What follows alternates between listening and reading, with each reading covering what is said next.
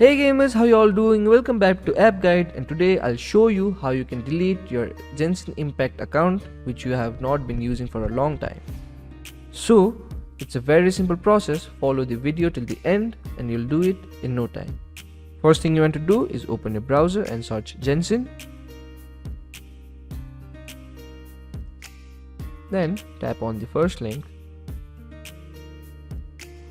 Here tap on the official site button.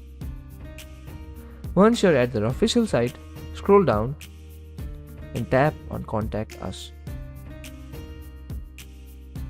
Now, you'll need to send an email to Genshin Impact. The subject should make the intent to delete the registered account clear.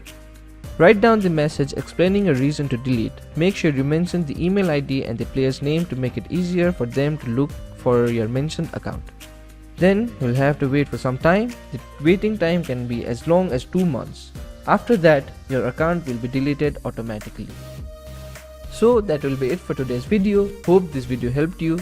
If it did, hit the like button, subscribe to the channel, and I'll see you in the next video with some more information. Goodbye.